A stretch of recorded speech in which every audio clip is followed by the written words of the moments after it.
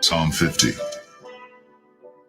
The mighty God, even the Lord, hath spoken, and called the earth from the rising of the sun unto the going down thereof. Out of Zion, the perfection of beauty, God hath shined. Our God shall come, and shall not keep silence. A fire shall devour before him, and it shall be very tempestuous round about him. He shall call to the heavens from above, and to the earth, that he may judge his people. Gather my saints together unto me, those that have made a covenant with me by sacrifice. And the heavens shall declare his righteousness, for God is judge himself, Selah.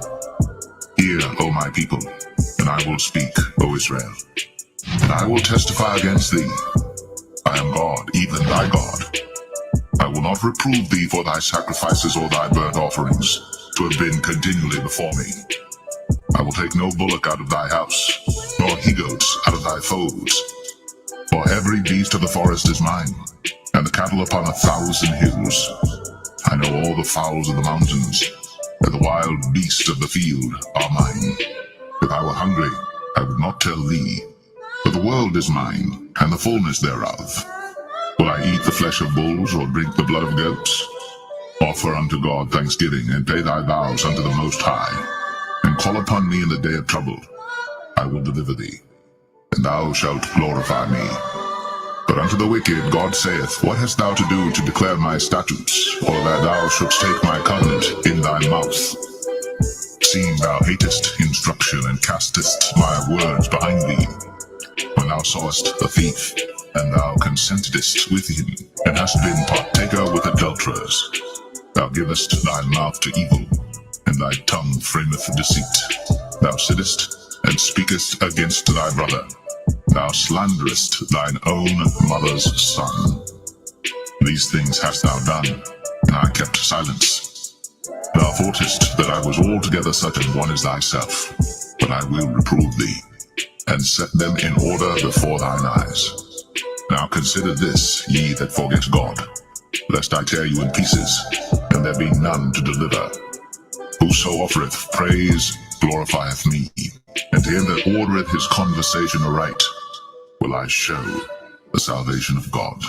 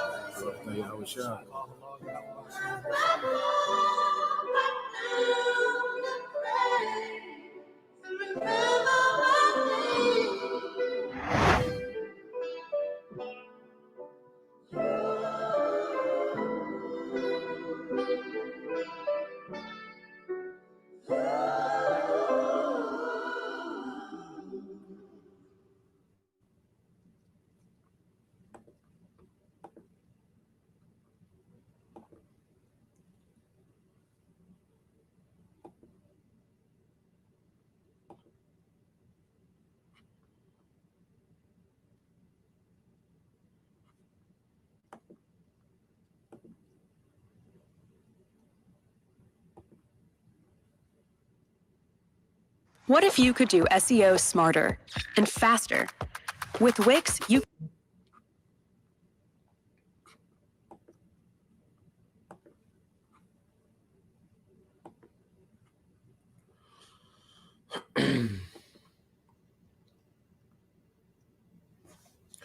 All right, Shalom. First and foremost, I would like to give all praise and glory unto Yahweh, Bahashem, Yahawashi, Bahashem, Kakwadash. Double honors unto the apostles and the elders of GMS who rule well, teach well, being great examples towards younger brothers. And peace and blessings, salutations to the hopeful elect out there pushing his word in truth and in sincerity across the four winds in the name of Yahweh, Bahashem, Yahawashi, pushing to get up out of here. Shalom to the hopeful elect, the believers, the listeners who may have came back to the obedience of the scriptures through faith in Yahweh Bashim Al-Shai. And what I want to get into tonight through the Spirit is going to history, all right, leading up to Yahweh Shai. Found this video, I watched it, a while back. Very informative. The Edomite. Going into the history. All right, and it leads up to YAHAWASHI. It kind of sets the tone, okay, for the atmosphere. The political atmosphere that YAHAWASHI will be born into. And when we go into this history, it makes the New Testament, make more sense. The different things that was going on, and the way Yahushua would be handling, the certain scribes and Pharisees and Sadducees. When you go into, their origin, how they became a sect, okay, amongst, all right, Judea, okay, because you didn't hear about, Pharisees and Sadducees, a lot, during the Old Testament. They come on the scene, during the time of, all right, the New Testament, because they pretty much, sprung out of, that Maccabean revolt, all right, that happened during the Greeks, okay, and they became, very corrupted, okay. The priesthood was very corrupted, as we go into all the time, but this this documentary, this quick video, about 15 minutes, not too long, but it goes into it. It has some good information. So Lord will, you brothers, all right, and you few sisters edified. Now, let's set the tone. Okay.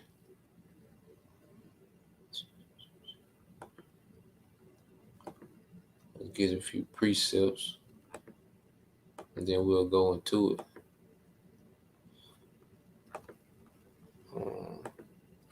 Let's get out of that.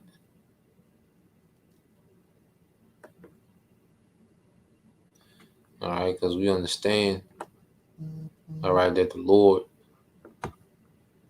through all the captivities that we went through, all right, the Lord, okay, will eventually, choose his people again. All right, and then mercy was through YAHAWASHI. Just to read this. This is Isaiah 14:1 said, "For the Lord will have mercy on Jacob and will choose Israel and set them in their own land, and the strangers shall be joined with them, and they shall cleave to the house of Jacob." Okay? So this is a promise that at the end of everything, the Lord, all right, will choose Israel. Okay? And the only way this was able to happen was through Israel being preserved even through all those captivities, man. Okay? And we're going to go through that lineage of how, the line of Yahushua, all right, through David, was preserved. Okay? That the priesthood, those things were reserved, okay, to fulfill promises, to fulfill prophecy, man. Okay? Now, let's go here to Jeremiah. Let's get this in Jeremiah chapter 31 and 31. This is Jeremiah 31 and 31. It says, "Behold, the days come, said the Lord Yahweh Shai, that I will make a new covenant with the house of Israel and with the house of Judah." Okay? So it was always a prophecy of a new covenant. All right? And Yahweh Shai will be that sacrifice, okay, that would establish a new covenant. Okay? But first, grace had to be established, all right, for repentance, all right, and for us to be able to showcase faith within this time, all right. But there has been a sacrifice, for the new covenant that we're going to enter into as the return of Yahushua. Okay, but first, that line had to be reserved for Yahushua to come make that sacrifice to be, to establish a new covenant.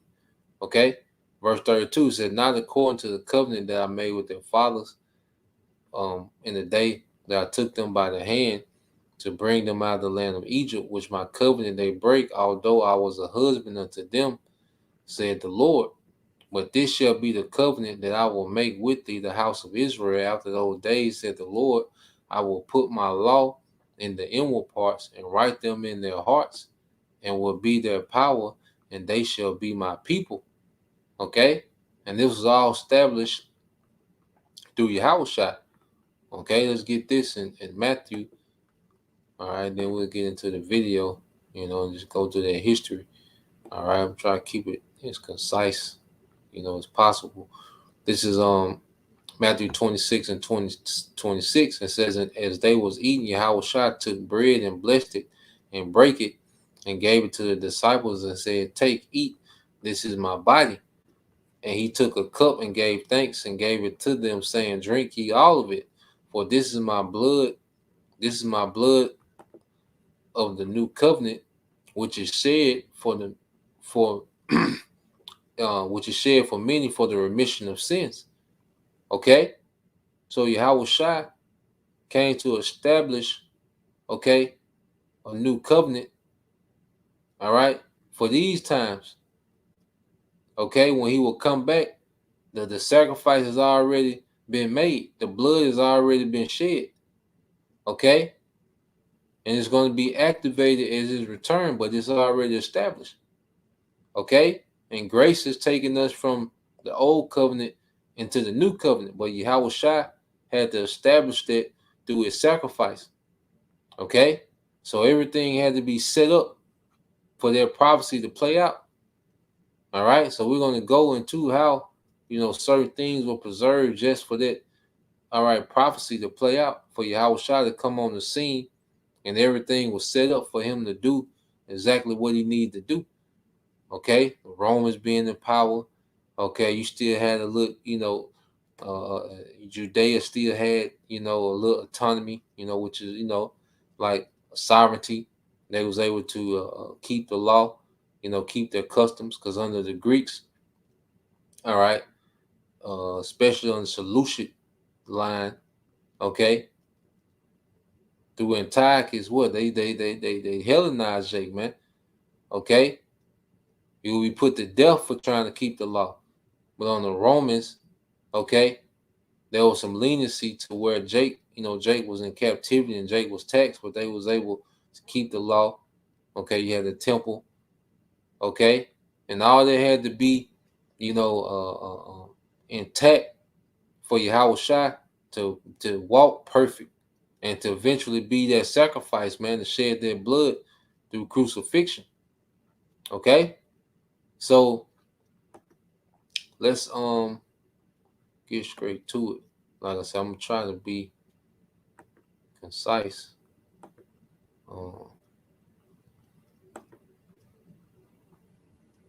Just got a few precepts to kind of bag up what he's saying on the video, so we can follow through, follow along. So yeah, this is an Edomite. Then, one thing about these Edomite historians, a lot of them will try to, throw shade on the Bible, but we're gonna, like I said, we're gonna go into it. We're gonna take out the meat, spit out the bones. So I'll let it play.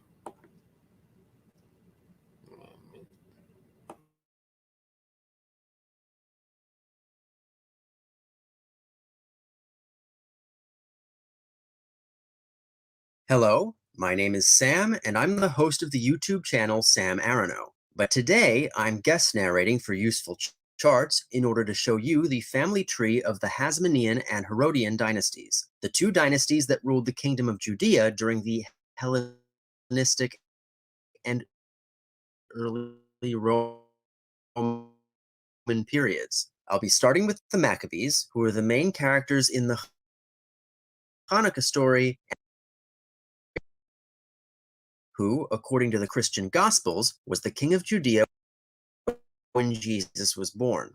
Finally, I'll be looking at the various descendants of Herod, some of whom continue to impact history far into the Roman period. This video is part of Useful Charts series on biblical genealogy, so if you're interested in watching the other parts as well, you can find a link to those in the description.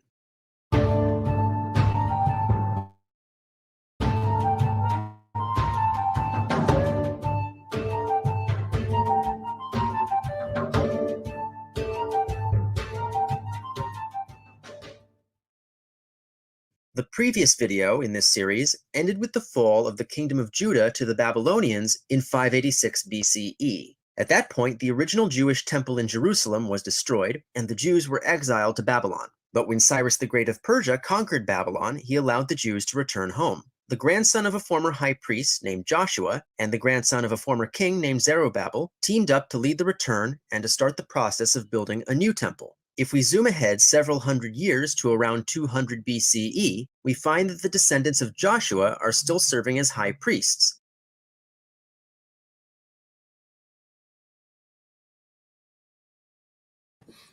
All right, so he goes into, all right, Joshua and Zerubbabel, okay, which those two men, all right, are heavy men in the spirit, okay, and they had a charge of building the second temple. So real quick, and we'll go back here, okay, just to get a little history on Joshua, all right, and Zerubbabel, okay. So now, when you go here, let's just get a little prophecy, okay, dealing with okay, because one thing about it in Israel, you know, you had the king and then you had the priesthood. The kings would come through Judah and the priests would come through Levi. All right, but through YAHAWASHI, all right, he will come under the order of Melchizedek, where he will be a king and a priest. Okay, and there was a prophecy in the book of Zechariah, which this is where you see, you know, Joshua and Zerubbabel mentioned the most. Okay, the Lord, all right, pretty much showed that there was a king to come. There was going to be a king and a priest.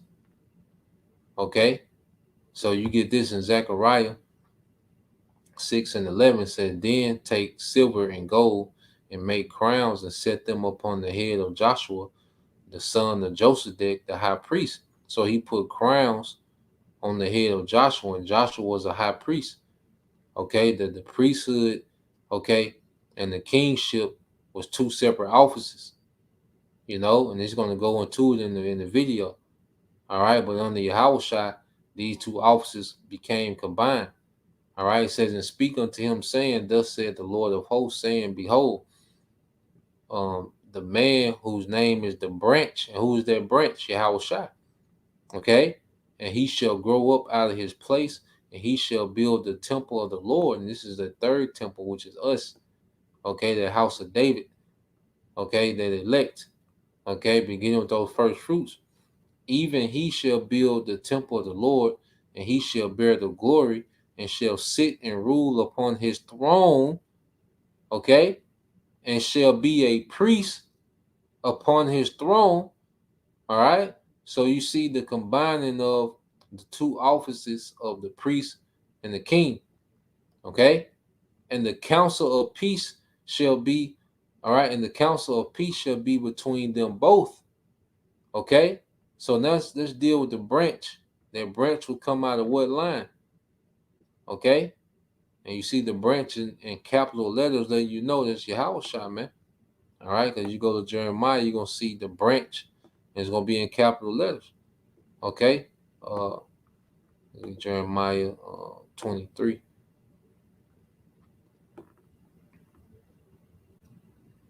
All right. This is Jeremiah 23 and 5.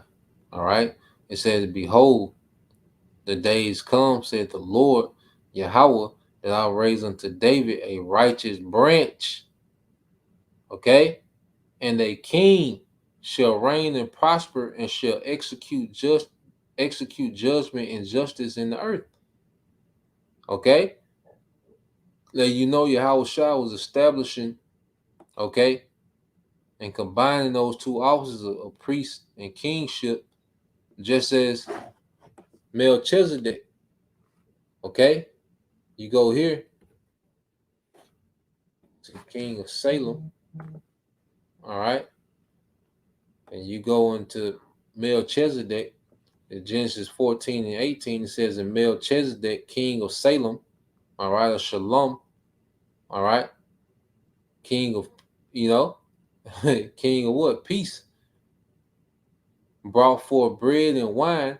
All right. And the new covenant was establishing peace between who? Israel and the Most High. With YAHAWASHI being the mediator. All right.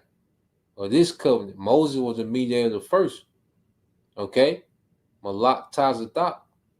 Okay. King of righteousness, man.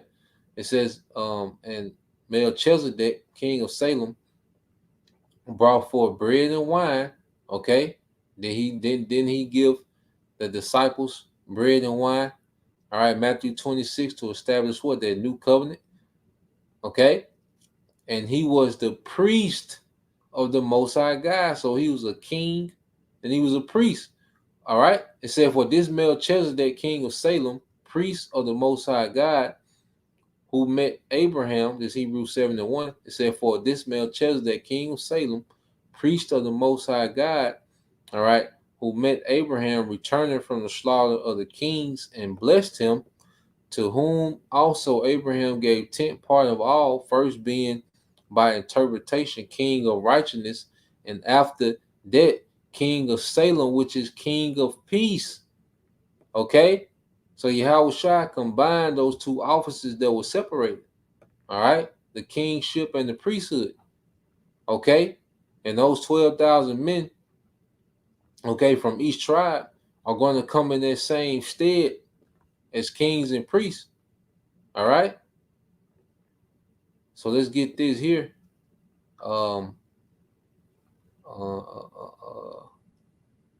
In Revelation, yep. Let's get Revelation 5.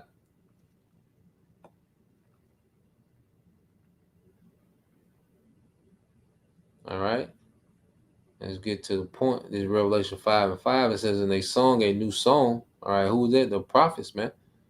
Saying, thou art worthy to take the book and to open the seal thereof, for thou wast slain and hast redeemed us, all right, to the Most High by thy blood out of every kindred and tongue and people and nation.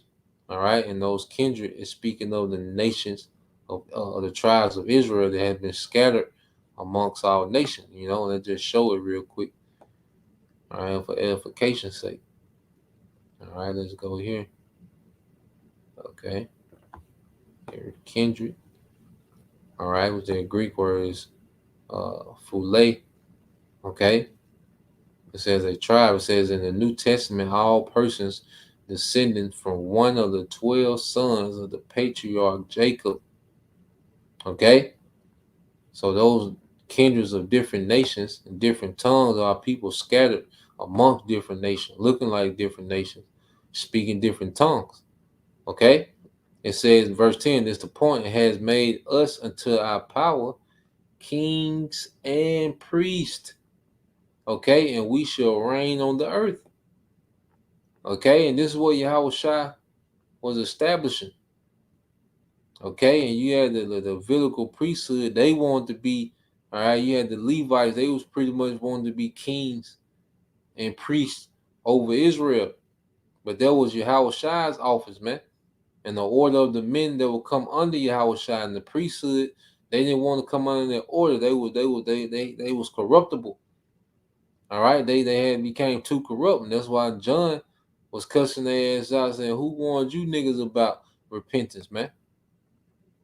Okay. All right. So now I want to do this real quick, and we'll go back to the video. I just want to establish, this understanding. Okay. Now, when you go here, this is the lineage. All right, of YAHAWASHI. Now, when you get to verse 11, it goes into Josiah. Okay, and Josiah, all right, about begot Jehoiakim and his brethren about the time they were carried away to Babylon. Okay, and after they were brought to Babylon, okay, and this is the line of kings. Okay, this is the line of kings of Judah. You see, and just Zerubbabel was of their line of kings. All right, so when you go to verse 12 and you go into, all right, Read verse 12. Says, and after they were brought to Babylon, Jehoiakim, all right, begot Salathiel, and Salathiel begot Zerubbabel. You see? So when you go here, all right, just in the spirit,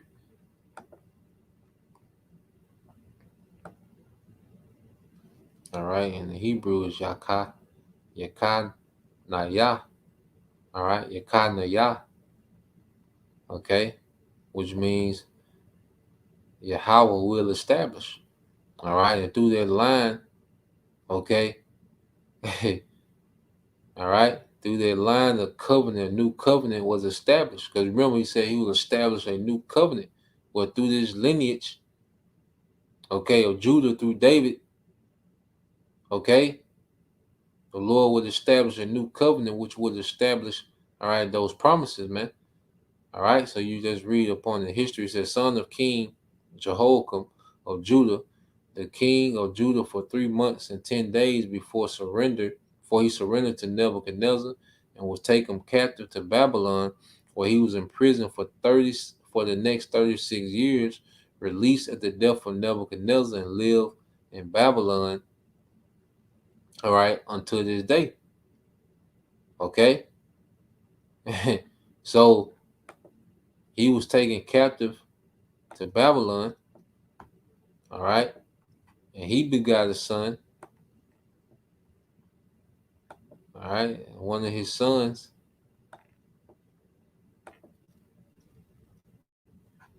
all right, which is Sha'ah, Lata, Yath, all right, yeah, Sha'ah, La, Dayaath, Dayal, yeah. It says, I have asked of the Most High, and this is the father of Zerubbabel, okay? So you go here to Zerubbabel, which he begot, okay?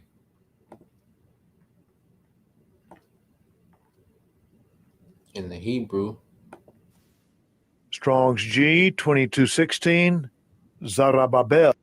Zerubbabel, all right, which is really Zerubbabel, okay, which means sown in Babylon, all right, the grandson of King, all right, Jehoiakim, and leader of the first group of returning exiles from Babylon, okay, so Zerubbabel was from what, all right, the kingly lineage, all right, the line of kings, all right, through David, okay, and through Zerubbabel,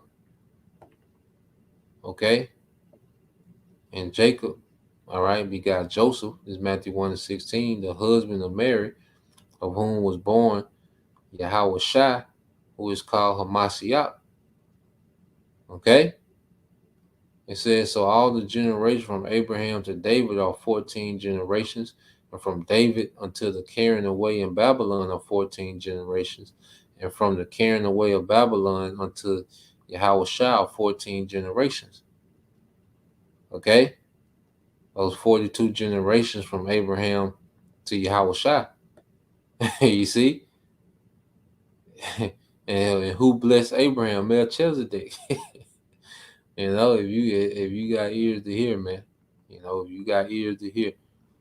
All right. So let's go back. You know, I just want to establish that, you know, that foundation in the history. Okay. Now, let's go back to the video. All right. I'm gonna let it play, then try to sum it up. I pray, you know, that it's making sense. You know, if it's making sense, let me know. You know, I just,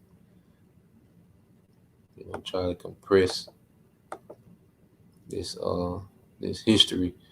You know, just make it make sense. You know, in the spirit. But,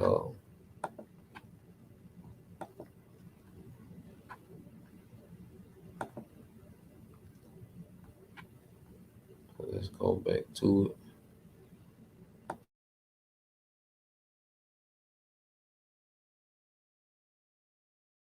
and that, in particular, the title is now held by a family known as the Oniads. But by this point, the foreign power controlling Judea has changed, and it is now the Greek Seleucids who are in charge. And just real quick, on the lineage of Joshua the high priest, it said the Oniads. Okay, when you read in which I'll just read it real quick, pull it up here.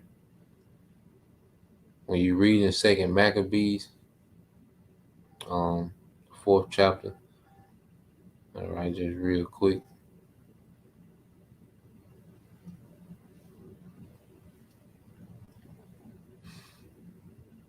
Read that second. Yeah. So you go to 2nd Maccabees, the 4th chapter.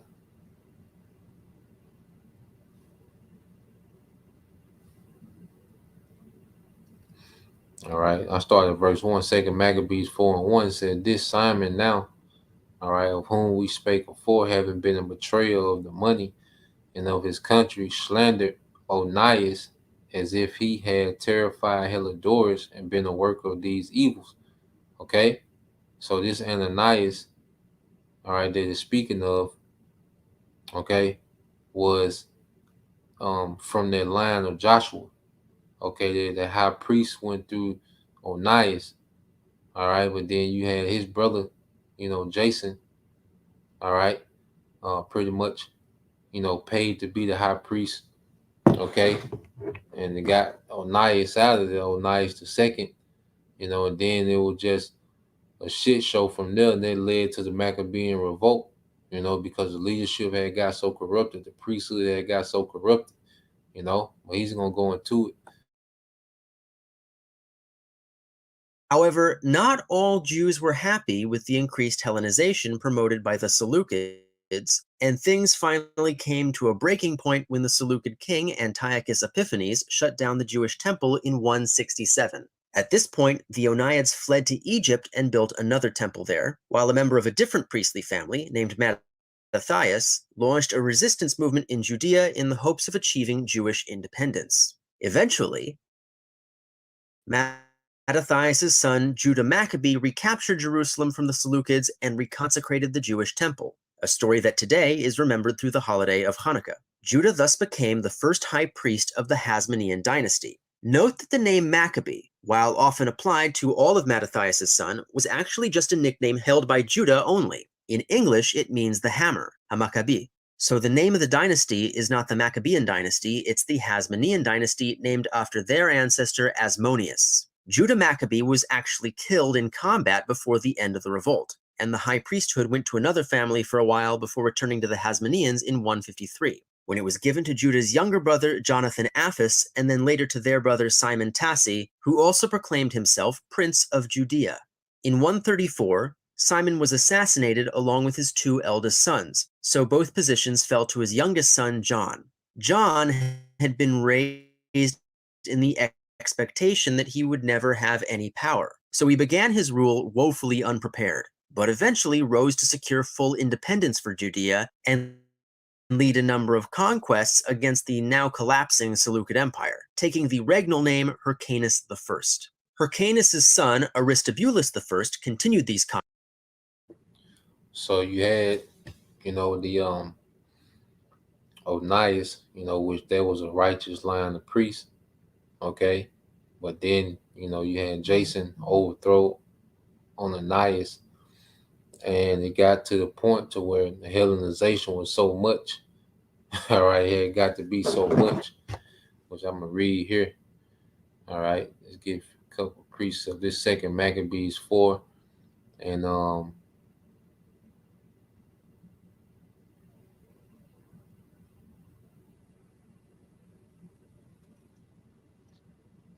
all right, this 2nd Maccabees 4:7 said, "But after the death of Seleucus, when Antiochus called Epiphanes took the kingdom, all right, that's when our people was heavily Hellenized under Antiochus through force. All right, said Jason, the brother of Ananias, labored underhand to be high priest, promising unto the king by intercession 300 in silver and 60 talents of silver, and of the revenue 80 talents. Besides this, he's promised to assign 150 more if he might have license to set up a place for exercise and for the training up of youth in the fashions of the heathen, and to write them of Jerusalem by the name of Antiochians, which when the king had granted and he had gotten into his hand the rule, he forthwith brought his own nation to the Greekish fashion. Okay? So when Ananias, all right, was removed and Jason was set up, and then it was a Seleucid king that died, and Antiochus became, the king, all right, which, the Seleucid Empire had the realm, of Jerusalem, within their province, and that's when Jake became Hellenized. Now, when you go to First Maccabees 1, okay, this is happening after Ananias.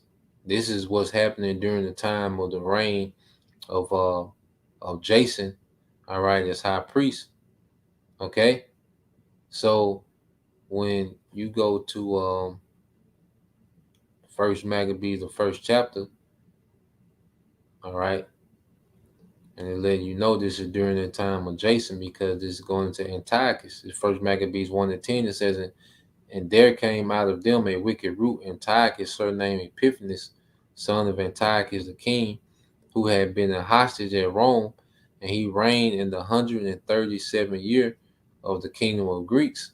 In those days went there out of Israel wicked men who persuaded many, saying, let us go and make a covenant with the heathen that are round about us, for since we departed from them, we have had so much sorrow. So this device pleased them well.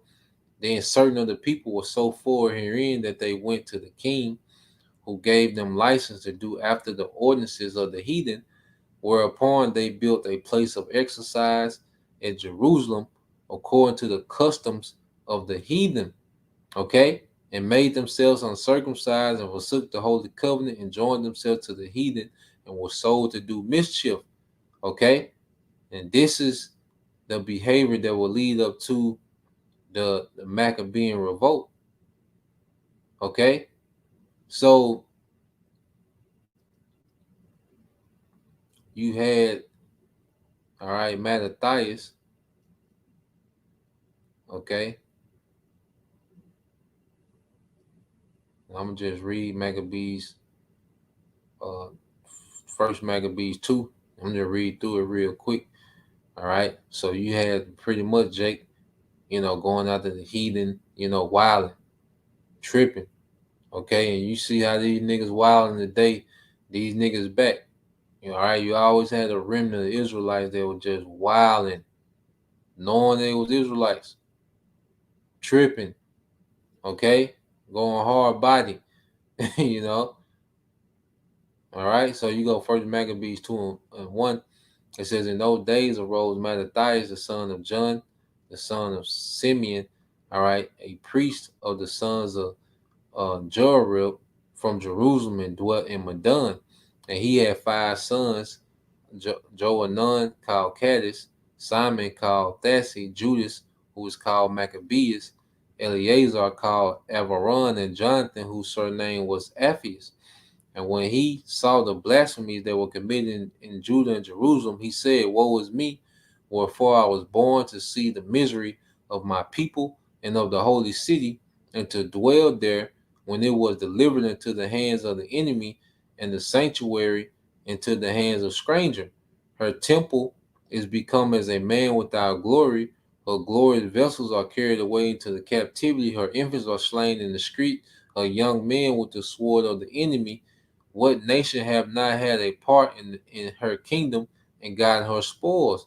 All her ornaments are taken away. Of a free woman she has become a bond slave. And behold, our sanctuary, even our beauty and our glory is laid waste, and the Gentiles have profaned it. To what end, therefore, shall we live any longer?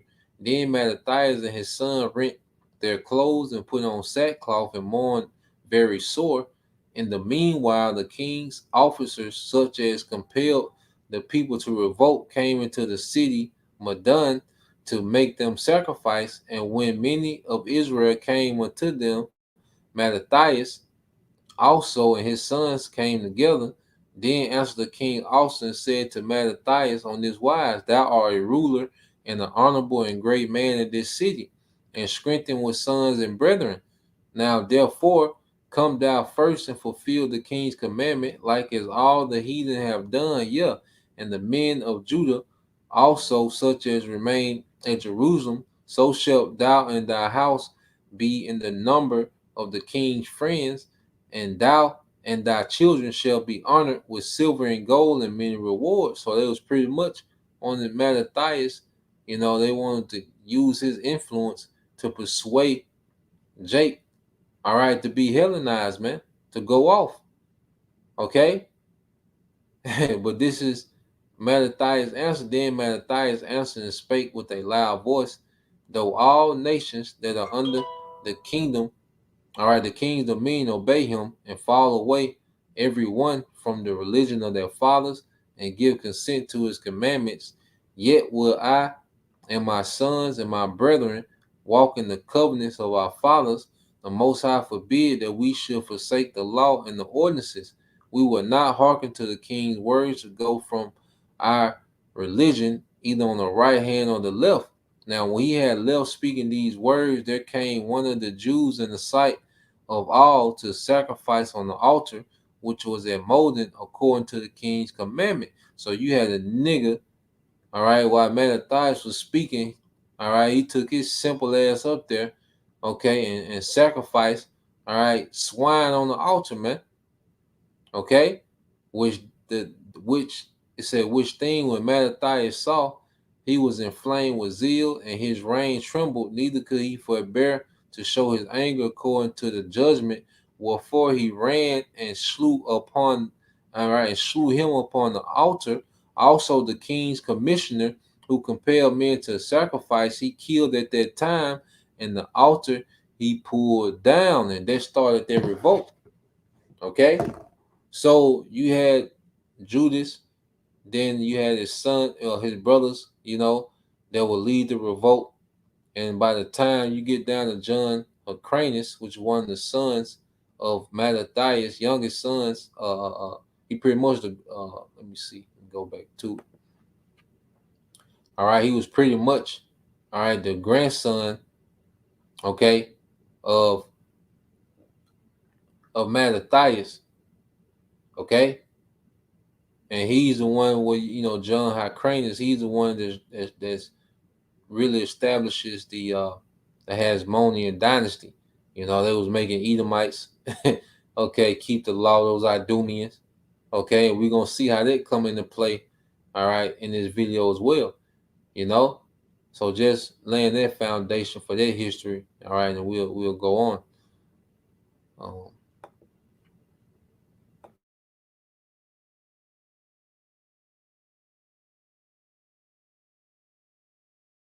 Conquests, but created some major political problems when he crowned himself king of Judea rather than prince. So both positions fell to his youngest son, John.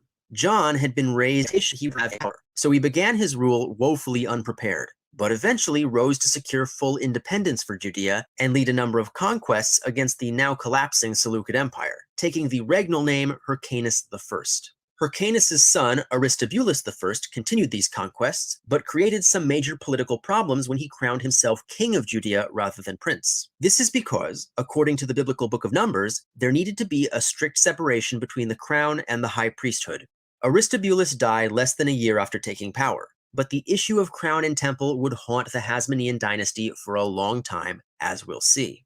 Originally, Aristobulus had willed his titles to his brother Antigonus, but Antigonus was killed in a coup led by Aristobulus's wife, Salome Alexandra, who, after Aristobulus's death, married Aristobulus's younger brother, Alexander. However, Alexander was an unpopular tyrant who caused a civil war.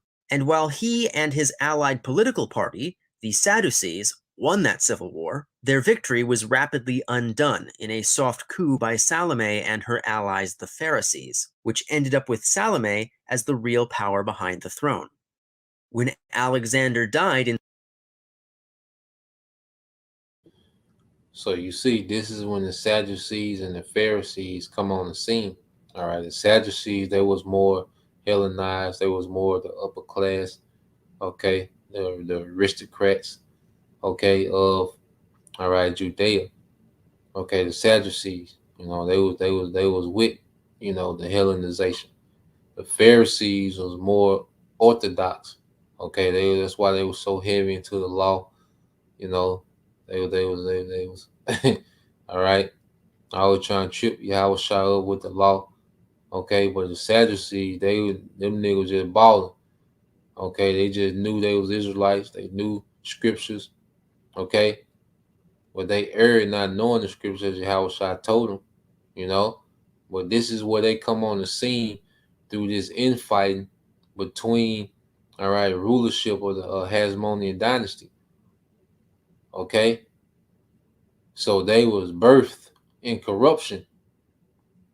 All right, so by the time Yahawashi is on the scene, okay, this is 3, 4, 5 generations of these niggas, man. Okay, tripping. Okay, corrupt. All right, it's gonna say how they turned the priesthood into a political office under Rome, man. Okay,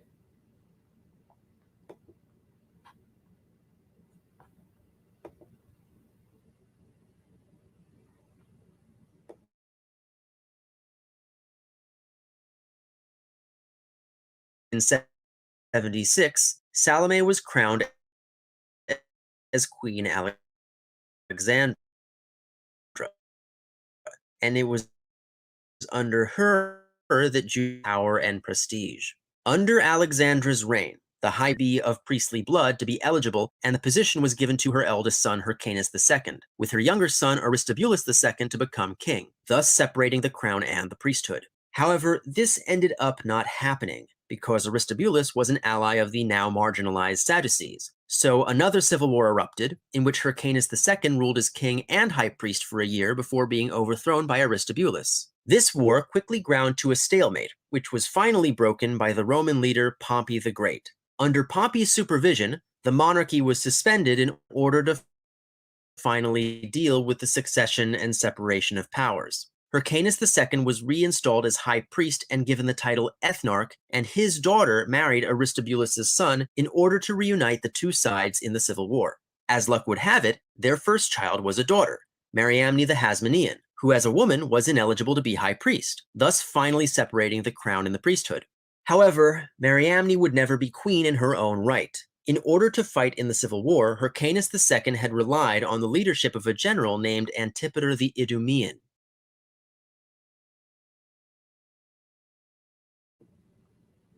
all right. So now you're gonna see, all right, it switch over to Esau. All right, because pretty much you had Jake, you know, his crown. All right, at Aristobulus the third, his crown was being held up by, okay, Antipater the Idumean. Okay, and they just prove, all right, what's an Idumean. Okay, so let's go to the blue letter real quick and we'll go back. But now we're going to see how Esau slithered, his way. Okay, and he slithered his way into the to call himself the king of the Jews, and niggas, you gonna see how he just slithered his way in, man. All right, like the goddamn serpent he is. Okay, well they just prove. All right, what is Idumean? Okay, so real quick, let's get Isaiah 34. All right, and this is the fate. All right, this is a prophecy that hasn't happened yet, but it's going to happen. Is Isaiah 34:5 said, "For my sword shall be bathed in heaven; behold, it shall come down upon Idumea and upon the people of my curse to judgment." All right, so let's get this word Idumea. Okay, and go here. And who do we have? All right. Edom. Okay. Edom, Idumean, descendants of Esau, land of Edom, Idumea, land south and southeast of Palestine, which is Palestine was part, of the promised land of Israel. So Idumea is right there to the south. Okay.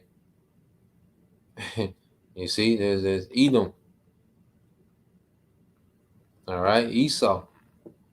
So you go here to Ezekiel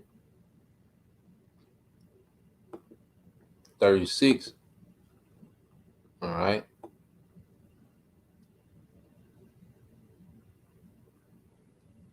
This is Ezekiel 36 and 4. It said, therefore, ye mountains of Israel, and this is Ezekiel prophesying to the land. All right, the land of Israel. It said, hear the word of the Lord power. Thus said the Lord power to the mountains, to the hills, to the rivers and the valleys, to the desolate wastes, and to the cities that are forsaken, which became a prey and derision to the residue of the heathen that are round about. Because since we've, been ran out of their land since 70 AD, the heathen, all right, different heathens have set up shop. All right, and the latest heathen, to establish themselves in our land is Amalek, man. The nation that the Lord say he will have war from generation to generation. Now you read verse 5, it says, therefore thus said the Lord, surely the fire of my jealousy have I spoken against the residue of heathen and against all Idumea. Okay? Idumea. So just as the Herodian dynasty, they set themselves up in our land, okay? Saying, that because the Herod, he was pretty much pretending, okay? Those Herodian kings, pretending as if they was actually, the king of the Jews, man. Okay?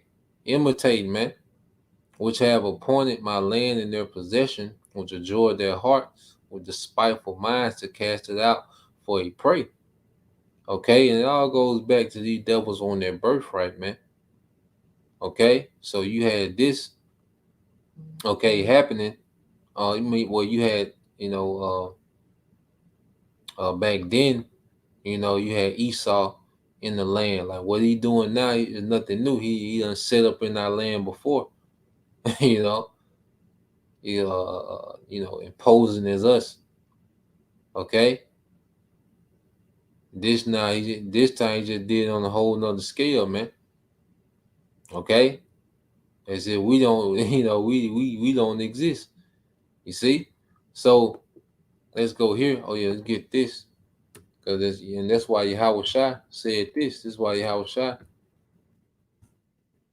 you had the coon nigga. All right, probably this, and this is probably the nigga. The nigga that came to YAHAWASHI and said this. This is probably the nigga that had they got the Trump for niggas for Trump t-shirts. Okay, and then remember, this is Luke 13:31. It said the same day there came a certain of the Pharisees. You see that? The Pharisees was all about political power. Okay, and everyone looked at YAHAWASHI as a threat. Esau, niggas, everybody looked at YAHAWASHI as a threat, man. It said the same day there came certain of the Pharisees saying unto him, get thee out and depart hence, for Herod will kill thee. Okay? Coon ass nigga, man. This is what he's saying, YAHAWASHI. And says, and he said, and this is what YAHAWASHI said back, and he said unto them, go ye and tell that fox. Okay? Fox, man. What is a fox? Something that it's a sly creature, man. Okay? It says, behold, I cast out devils, and I do cures today and tomorrow, and then the third day I shall be perfected. Okay? And he was speaking of that crucifixion. That third day he was perfected. All right? And we're waiting upon, because we're in the third day now, and we're going to be perfected at his return. Okay? All right? We're in that 3,000-year period. He was perfected in those 3 days. Okay, but prophetic speaking, you know, a day to the Lord is 1,000 years. We are in that third day since his death, man. Well, we're going to be perfected, man. Okay, but yeah, Yahushua called him a fox, man, because he knew. Okay, like nah, pasta ass nigga, man. You see, so I'm gonna let it play some more. All right, but you're gonna see how Esau just slither his way in there. He married pretty much, a Judite woman. Well, I think she was Levite. So the line of the Hasmonean dynasty. Okay, Herod is gonna marry into that line. Okay.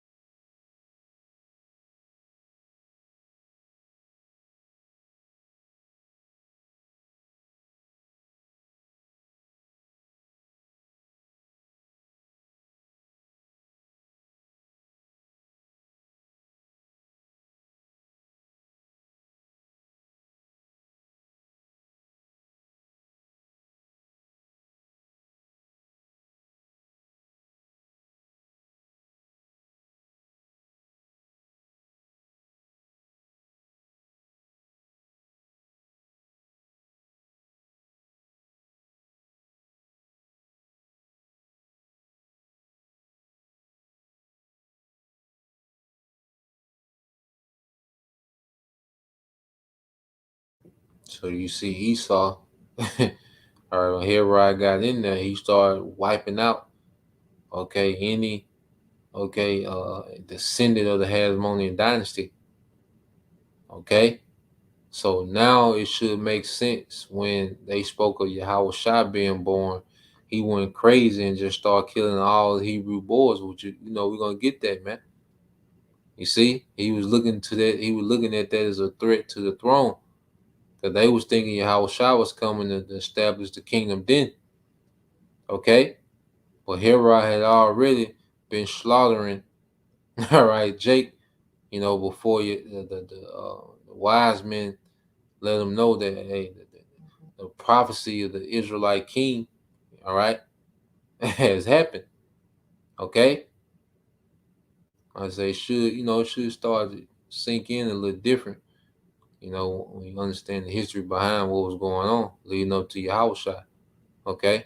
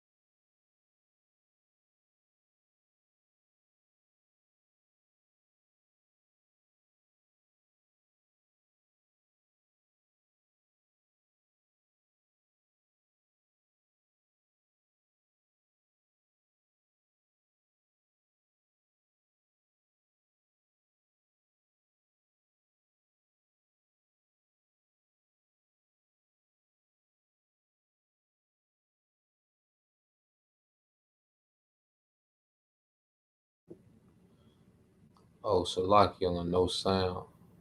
Got to share it. Salaki. I'm gonna run it back. The water for letting me know. Um. So yeah, let me run it back. All right, to when Herod. Uh.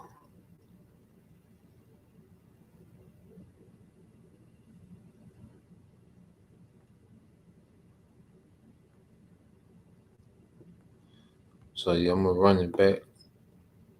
I'm gonna run it back to when Herod, pretty much killing off the remainder of the Hasmonean dynasty, everyone that he could. But that pretty much was the end of the Hasmonean dynasty when Herod, married, into all right that dynasty. This is when Esau took over that dynasty. So I'm gonna let it play from there, okay? And he's gonna go into the different Herods. He's gonna go into, Herod. He's gonna try to downplay it, and Herod, had the order for those Hebrew babies, those Hebrew sons to be killed, you know. Um,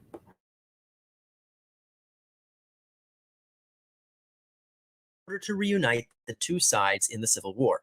As luck would have it, their first child was a daughter, Mariamne the Hasmonean, who as a woman was ineligible to be high priest, thus finally separating the crown and the priesthood. However, Mariamne would never be queen in her own right. In order to fight in the Civil War, Hyrcanus II had relied on the leadership of a general named Antipater the Idumean, who then arranged a marriage between Mariamne and his son Herod. When the Parthians briefly invaded the eastern Mediterranean and installed Mariamne's uncle Antigonus Mattathias as a puppet ruler, Herod and Mariamne fled to Rome, where, due to his friendship with Mark Antony, Herod was king.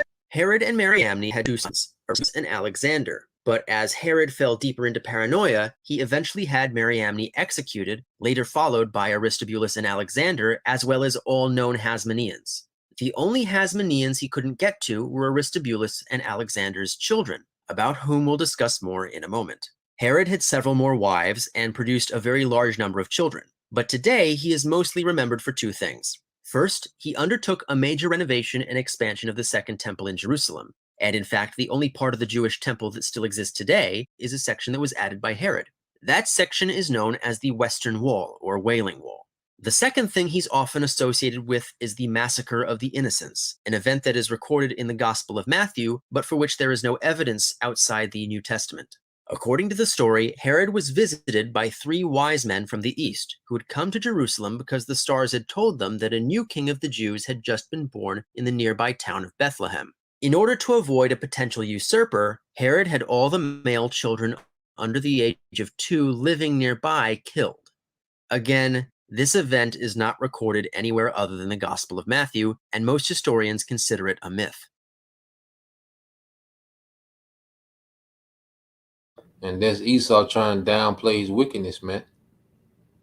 Okay?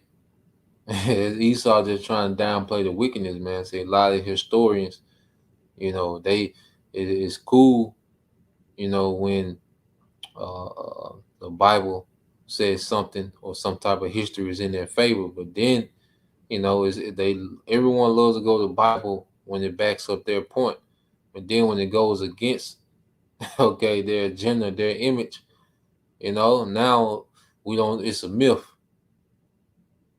You see. But let's go to it. Then we go back to it. All right, but yeah, Esau, and that's Esau's MO. Okay, that's Esau MO, man, to try to wipe out.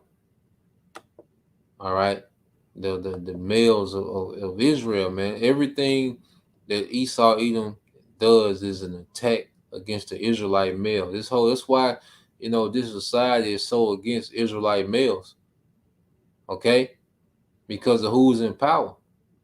You see, this is why this system is so against and is so oppressive to the Israelite male.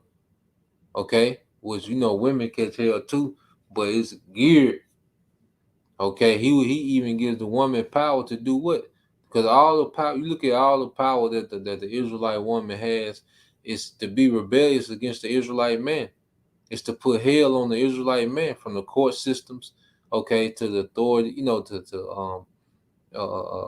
the custody of children, okay. All of the just the liberty that the woman has, is all to be a rebellion, okay, and to be a weapon against the Israelite man, okay, because of who's in power. You see, um, yeah. So let's go. Let's get that count. All right. And at the end of the day, this was fulfillment of prophecy. All right, because it's in the Old Testament as well. We'll get it. But let's read the account. All right. It says, now when Yahawashi was born in Bethlehem of Judea in the days of Herod, this is Herod the Great, the king, behold, there came wise men from the east to Jerusalem, saying, where is he that is born King of the Jews? For we have seen his star in the east and are come to worship him. When Herod the king heard these things, he was troubled, and all Jerusalem with him. Now, this wasn't speaking of everyone in Jerusalem. This was the king and everyone and them niggas, all right, that corrupt them Pharisees and scribes, Sadducees that was in the courts of the king, okay? Because the only way, it said, when Herod the king heard these things, because all Jerusalem went there, okay? It was just them niggas that was around, okay? And in the courts of King Herod, man. When they heard when they heard about the king, Yahawashi, them niggas like, damn, he here. You see? They were troubled. It says, in all Jerusalem with him, and when he had gathered all the chief priests and scribes of the people together, he demanded them where, all right, Hamashiach should be born, all right, the anointed. And they said unto him, in Bethlehem of Judea, for thus it is written by the prophet, and thou, Bethlehem, in the land of Judah, art not the least among the princes of Judah, okay? For out of thee shall come a governor that shall rule my people Israel. So remember, he's an imposter king, okay? He's an imposter king, so when he hearing this, he's troubled. Okay, it said, then Herod, when he had privately called the wise men, inquired of them diligently what time the star appeared, and he sent them to Bethlehem and said, go and search diligently for the young child, and when you have found him, bring me word again that I may come and worship him also. So he was trying to be a devil, okay? Just as Cain slew Abel, okay? He had the same intent, okay? He wanted to, and this is Esau's mindset. He wants to destroy prophecy, okay? It says, and when they heard the thing, they departed, and lo, the star which they saw in the east went before them, till it came and stood over where the young child was. When they saw the star, they rejoiced with exceeding great joy, okay? And when they were coming to the house, they saw the young child with Mary, his mother, and fell down and worshiped him. And they had opened their treasures, okay? And it never says anything about three wise men, okay? It just says wise men, you know? Okay? There came wise men from the east, okay? And they give a number on the wise men, all right? And it says, when verse 10, it says, and when they were coming to the house, they saw the young child with Mary, his mother, and fell down and worshiped him. And when they had opened their treasures, they presented unto him gifts, gold, and frankincense, and myrrh. And being warned of the Most High in a dream that they should not return to Herod, they departed in their own country another way. And when they were departed, and the angel of the Lord appeared to Joseph in a dream, saying, arise and take the young child and his mother and flee into Egypt, and be there until I bring thee word, for Herod will seek the young child to destroy him.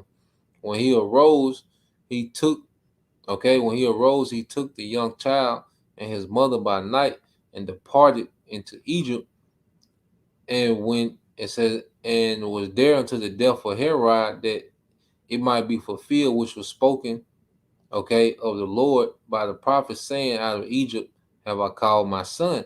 Okay, and Yahawashi was doing nothing from his birth to, the moves and everything that was going on, he was fulfilling prophecy, man.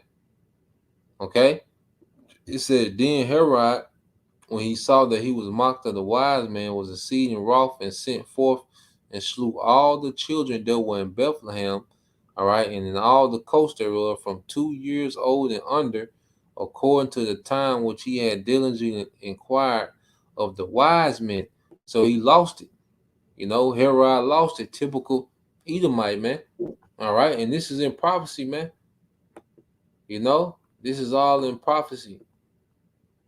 All right.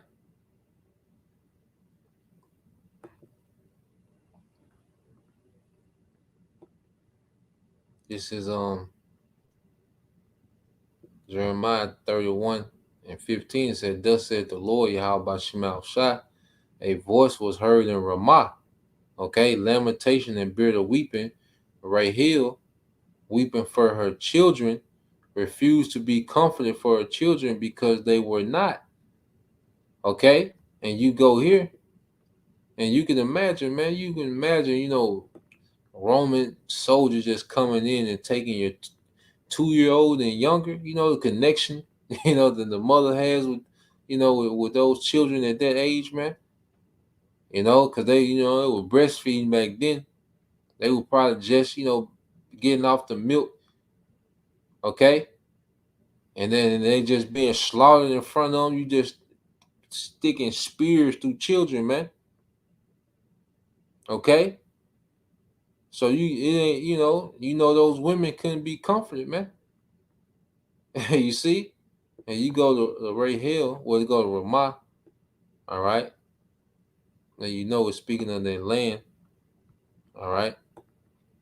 All right, Ramah in the Hebrew, okay, and which means hill, okay? It's a place re-inhabited by the Benjaminites after return from captivity, okay? A place between Israel and Syria, also Ramoth Gilead, okay? So in that region, it was a slaughter of those children, man. Rahel, which goes into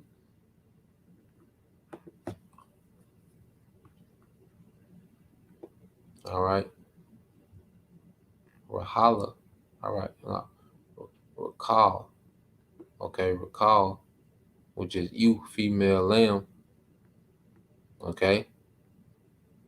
And Rachel was a mother of Joseph and Benjamin, all right.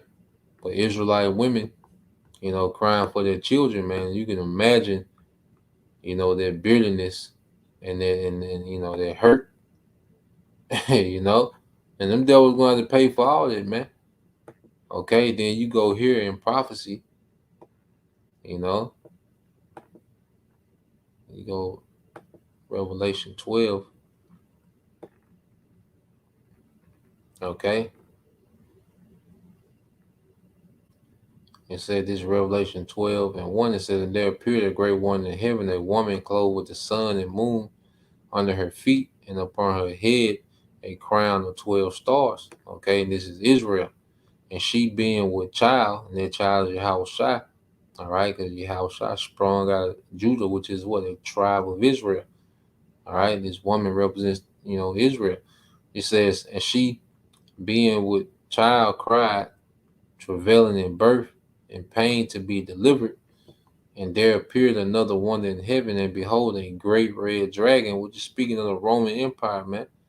All right, this pagan Roman Empire having 7 heads and 10 horns and 7 crowns, okay, upon his head, and his tail drew the third part of the stars of heaven and did cast them to the earth. And the dragon stood before the woman, which was ready to be delivered, for to devour her child as it was born. Okay, and those 3 stars represent Benjamin, Levi, and Judah. Okay, which was the population, the main population of Judea at the time. You had a few, minor sprinklings of the tribe, but that was the main, bulk of their time. Okay? So through Herod, this is what had played out. This is what was being played out. Okay? You see, but they couldn't stop the prophecy, man. Okay? And she brought forth, verse 5, and she brought forth a man child who was to rule all the nation with a rod of iron, and her child was caught up into the Most High, all right, into his throne. Yahushua was eventually crucified.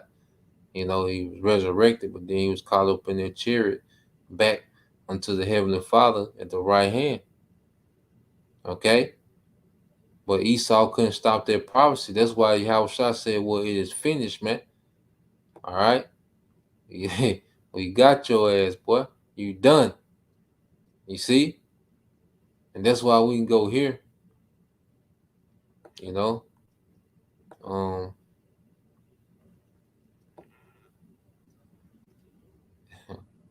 This is 1 Corinthians 15 and 57 said, but thanks be to the Most High, which giveth us the victory through our Lord Yahushua HaMashiach. See, we already got the victory.